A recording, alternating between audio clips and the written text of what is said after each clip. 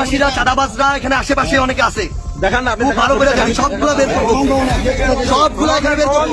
আগের দিন আর না এগুলো করে কেউ পার পাওয়া যাবে, একদম একদম একদম উত্তরায় ফেলবো সবগুলাকে, টেনে হিসেবে একটা পর্যায়ে কিন্তু আলটিমেটলি কোটা বিরোধীদের এর সঙ্গে কোনোভাবেই সংশ্লিষ্ট ছিল না, ছিল হচ্ছে যারা রাষ্ট্র বিরোধী। আমার এই 15-20 জন পুলিশ সদস্যকে নির্মমভাবে আহত করলো, আমার ভাইকে মেরে ফেললো, এই মানরাষ্ট্র সহ তারা আক্রমণ করলো। এই বিচার দেশবাসীর কাছে দিলাম আপনাদের কাছে। জুলাই আগস্টে বৈষম্য বিরোধী ছাত্র আন্দোলন চলাকালীন সময়ে বাংলাদেশের ইতিহাসে সবচেয়ে বেশি পুলিশ হত্যার ঘটনা ঘটে। জুলাই আগস্টের আন্দোলনকে কেন্দ্র করে 4ই আগস্ট থেকে শুরু করে 15ই আগস্ট পর্যন্ত চলে পুলিশের উপর নির্মম হত্যাকাণ্ড। সমন্বয়কদের গলার ফাঁসির দড়ি সামনের দিকে এগিয়ে আসছে, তাদেরকে নাকি ফাঁসির সময় দেওয়া হবে না।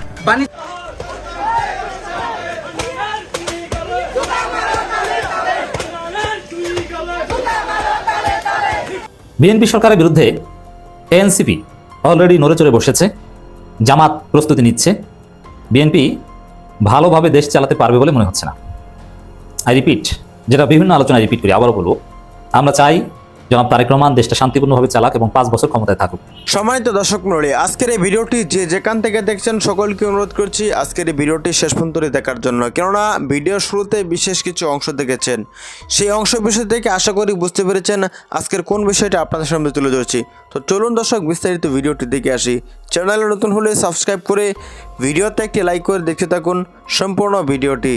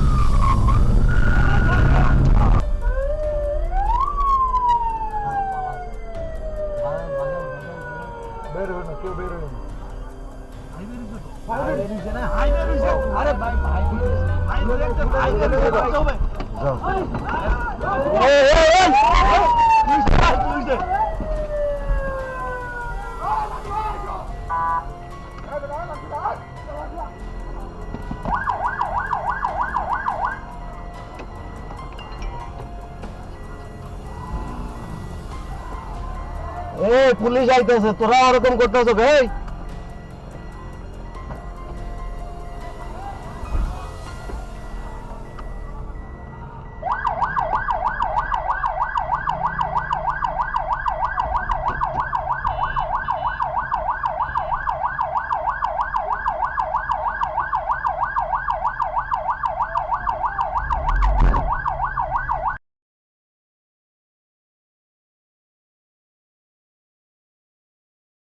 বিএনপি সরকারের বিরুদ্ধে এনসিপি অলরেডি নড়ে চড়ে বসেছে, জামাত প্রস্তুতি নিচ্ছে। বিএনপি ভালোভাবে দেশ চালাতে পারবে বলে মনে হচ্ছে না। আই রিপিট, যেটা বিভিন্ন আলোচনায় রিপিট করি, আবারও বলবো, আমরা চাই জনাব তারেক রহমান দেশটা শান্তিপূর্ণভাবে চালাক এবং 5 বছর ক্ষমতায় থাকুক। দেশ স্থিতিশীল হোক, গণতন্ত্র একটা প্রাতিষ্ঠানিক রূপ পাক, নিয়মতান্ত্রিকভাবে একটা নির্দিষ্ট সময়ের পর নির্বাচন হোক, ওই নির্বাচনটাই হবে জবাবদিহিতা। কারণ যদি ভালোভাবে না চালাতে পারে জনগণ তাদেরকে ভোট দিবে না।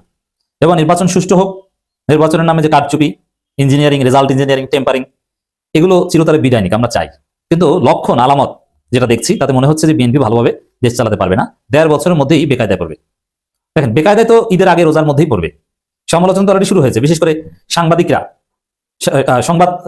দালালি করছে, সংবাদ মাধ্যমে টুটি চেপে দেওয়ার চেষ্টা চলছে। জনগণ একটা বুঝে গেছে এটি তো বড় বেকায়দা। আরো নানান বিষয়ে যেসব কথাবার্তা বলে, যেসব স্বপ্ন আপনাদেরকে দেখাচ্ছে, এই ফ্যামিলি কার্ড শুরু হয়ে যাচ্ছে, এগুলো কিছুই পারবে না। এটা আপনি নিশ্চিত থাকেন। বাংলাদেশের সামনে অনেক চ্যালেঞ্জ, অর্থনীতি ঘুরে দাঁড়ানো। এই যে ফ্যামিলি কার্ড দিবি, টাকা পাবে কোথায়? আকাশ থেকে পড়বে? 2026 সালেই হাসিনা যে ঋণের বোঝা চাপিয়ে দিয়েছে, ওটা পূরণ শুরু হবে। এলডিসিতে উত্তোলন যদি হয়, এক বিপদ, আর না হলে আরেক বিপদ। এক কথায় দেশের পরিস্থিতি তো এলোমেলো। তো এখন নতুন নতুন ভালো ভালো কথা বলছে, কার্যত সুন্দরভাবে দেশ চালাতে পারবে না। তার মধ্যে আবার নির্বাচন ব্যাপকভাবে প্রশ্নবিদ্ধ হচ্ছে, আসলে সুষ্ঠু নির্বাচন হয়েছে কিনা। এখন এই পরিস্থিতিতে Jamaat is very calm and quiet. Jamaat ঠান্ডা মাথায় কাজ করছে, তারা বিএনপিকে যথেষ্ট স্পেস দিচ্ছে, ছাড় দিচ্ছে, কোঅপারেট করছে। বিএনপি এত বড় অঘটন ঘটায়, জামাত কিন্তু কিছু বলে না। যেমন সেই নোয়াখালীর হাতিয়ায় আব্দুর রহমান মাসুদের এলাকায় যে ঘটনাটা ঘটেছিল, ওটা নিয়ে কিন্তু এক পর্যায়ে জামাত চুপ করে বসে আছে, আমিরে জামাত কর্মসূচি দিয়েও যাননি। দেখেন, ওটা যাওয়া কোনো ব্যাপার না। ওটা যদি অরিজিনালি রাজনৈতিক ধর্ষণ না হয়ে থাকে, সঠিক ঘটনা তদন্ত করে বের করা হোক, এজন্য তো আন্দোলন করতে পারে। জাস্ট কথার কথা ধরন একটু ঘুরিয়ে দিলে হলো। আবার বিএনপি শপথ নেয়নি সংবিধান সংস্কার পরিষদের সদস্য হিসেবে, জামাত কিছুই বলেনি, চুপচাপ আছে, যা বলেছে ওটা কোনো বলার মধ্যে পড়ে না। সাংবাদিকদের চাকরি চলে যায়, জামাত কিছুই বলে না। কিন্তু আবার মন্ত্রী পরিষদ নিয়ে জামাতের কোনো সমালোচনা নাই। বড় ধরনের ঋণ খেলাপি, অতীতে দুর্নীতি মামলার ভয়ঙ্কর আসামি, সরাসরি হত্যা মামলার আসামি, রিসেন্ট 5 হত্যা মামলার আসামি, পুলিশ যাকে ইউনুস সরকারের পুলিশ যাকে খুঁজেছে, যিনি পলাতক ছিলেন, তিনি মন্ত্রী হয়েছেন, এই বিষয়ে জামাতের কোনো কথাই নেই। কিন্তু এনসিপি কিন্তু নড়ে চড়ে বসেছে। তো এখন পর্যন্ত দেখছি যে জামাত বিএনপিকে কোঅপারেট করছে এবং বিরোধী দল হিসেবে জামাত এখন পর্যন্ত কার্যত ব্যর্থ, কারণ বিরোধী দল সুলভ কোনো আচরণ করতে পারেনি। বিরোধী দল সুলভ আচরণ আমি বলছি না যে সরকারকে ডিস্টার্ব করতে হবে, সরকারের অন্যায় কাজের সমালোচনা এক বিন্দু পরিমাণ ছাড় দেওয়া যাবে না, এটাই বিরোধী দল। বিরোধী দল কি হাসিনা থেকে শিখুন। হাসিনা বলেছিল যে বিএনপিকে একদিনও শান্তিতে দেশ চালাতে দিব না, আসলে দেয়নি। এই জন্য আওয়ামী লীগ ক্ষমতা এসেছিল এবং আওয়ামী লীগকে গুনতে হয়, এবং শেষ পর্যন্ত আওয়ামী লীগের পা ধরেই বিএনপিকে ক্ষমতা আসতে হয়েছে। বিএনপির কপাল খারাপ, নিজেরা স্বাধীনভাবে ক্ষমতা আসতে পারে না। অতীতে 2বার ক্ষমতা এসেছে জামাতকে পা ধরে, জামাতকে সাথে নিয়ে, এবার ক্ষমতা এসেছে আওয়ামী লীগকে সাথে নিয়ে। নিজেদের হ্যাডমটা কি ভাই? আওয়ামী লীগ তো নিজেরা ক্ষমতা এসেছে অতীতে, জামাত ভবিষ্যতে আসতে পারবে আশা করি। যাই হোক, তো এই জায়গায় বিরোধী দল হিসেবে জামাত কার্যকর রোল প্লে করতে পারছে না, এটা আপনারা দেখছেন। সরকারের অনেক যৌক্তিক সমালোচনার ক্ষেত্রে জামাত কার্যত চুপ। তো জামাত মনে হয় হানিমুন পিরিয়ডে আছে, যে বিএনপিকে কিছু বলবে না, যে একটা নির্দিষ্ট সময় পর বলবে, আর এই সময়টায় বিএনপি রসনালে না পড়ে জামাত শক্তি সঞ্চয় করছে বা পরিস্থিতি স্বাভাবিক করার অপেক্ষা আছে এবং তারা প্রস্তুতি নিচ্ছে। এটা হতে পারে এই ব্যর্থতার মধ্যে, ওই যে বলে না failure is the pillar of success, জামাতের যে এই গত 2 দিনের ব্যর্থতা বিরোধী দল হিসেবে, এটা হয়তো সফলতার ভিত্তি হবে। কারণ জামাত চুপচাপ থাকার কারণ আছে জামাত তার সমর্থকদের নিরাপত্তা দিতে পারেনি, এই জন্য জামাত অনেকটা বিব্রত। যার ফলে এখন যদি জামাত বড় বড় কথা বলে, ওই কথার দাম কম, এবং জনগণকে যদি রাজপথে ডাকে, সাধারণ জনগণ মোটেও সারা দিবে না, জামাতের সমর্থক অনেক গোপনেই সারা দিবে না, মিছিল করতে বের হবে না। এমনকি রমজানের মিছিলেই জামাত লোক পায় না। এটা যেভাবে হয়েছে, এবং এটা জামাত যদি এটাকে ব্যর্থতা না মনে করে, তাহলে ক্ষমতায় ভবিষ্যতে আসতে পারবে না। ব্যর্থতা যেটা আমরা ধরিয়ে দিব, ওটাকে যদি ধামাচাপা দেওয়ার চেষ্টা করে, জীবনে সফল হতে পারবেন না। এবং জামাতের মিডিয়া উইং যে একদম কমপ্লিটলি অযোগ্য, জামাতের মিডিয়া উইং এর চাইতে যে এনসিপির মিডিয়া উইং স্মার্ট, যোগ্য। জামাত যে আসলে ওভারঅল দেখেন, আমি একটা কথা বলি, ওভারঅল বাংলাদেশে আমাদের জাতীয় মুক্তির জন্য, আমাদের স্বপ্নের বাংলাদেশ গড়ার জন্য জামাত ইসলামের কোনো বিকল্প নেই। জামাতের হাজার দোষ থাকলেও জামাত ইজ দ্য বেস্ট। কিন্তু দোষ নাই এই কথা মনে করা একটা স্রেফ মূর্খতা। এই যে মিডিয়া উইং চালাতে পারে না, একটা বুয়েটের গারলকে ঢুকিয়ে দিয়েছে, ওরা কিচ্ছু বুঝে না। আরে ভাই, বুয়েটে পড়লে কি রাজনীতি বুঝে, মিডিয়া ম্যানেজমেন্ট বুঝে, পিআর বুঝে? আপনি বুয়েটের সার্টিফিকেট দেখে ওখানে বুঝিয়ে দিলেন, অথচ সে তো কিছুই বুঝে না। আমি দেখেছি কিচ্ছু বুঝে না। এরকম আরো এক সাবেক সচিবকে একটা দায়িত্ব দিয়েছে, যে বিষয়ে দায়িত্ব দিয়েছে ওই বিষয় সম্পর্কে উনি বুঝেই না। যার নইলে জামাতের ফল আরো ভালো হতো। তো যোগ্যতা অনুযায়ী জামাত যা পেয়েছে, ভালো পেয়েছে, খারাপ না। আর কম পেলেও আমি অবাক হতাম না। কিন্তু যোগ্যতা থাকলে যে হাইপ উঠেছিল, আমরা যে হাইপ উঠিয়ে দিয়েছিলাম জামাত ক্ষমতায় আসার, তাতে জামাতের জায়গায় যে পরিবেশটা আমরা জামাতকে দিয়েছিলাম, ওইটা যদি আওয়ামী লীগ থাকতো, নিশ্চিত ক্ষমতা আসতো। বিএনপি কিছুতেই ক্ষমতা আসতে পারতো না। বরং আওয়ামী লীগ যদি স্বতন্ত্রভাবে নির্বাচন করতে পারতো, তাতেও হয়তো বা 80-90 আসন পেত। এবং আমরা যে হাইপটা দিয়েছিলাম জামাতের পক্ষে, কতটুকু হাইপ দিতে পারলো, হোয়াটএভার। তো এখানে দর্শক, এনসিপি আওয়ামী লীগ বিএনপি সরকারের বিরুদ্ধে জোরালো ভূমিকা পালন করছে, যেটা জামাত পারছে না। তবে জামাত প্রস্তুতি নিয়ে আবার পারবে, আমরা বিশ্বাস করি। জামাত পর্যালোচনা করবে, তাদের মধ্যে যে স্বজনপ্রীতি আছে, জামাতের মধ্যে স্বজনপ্রীতি মারাত্মক। নেতাদের ভাই ব্রাদের আত্মীয় স্বজন ছাড়া চিনে না।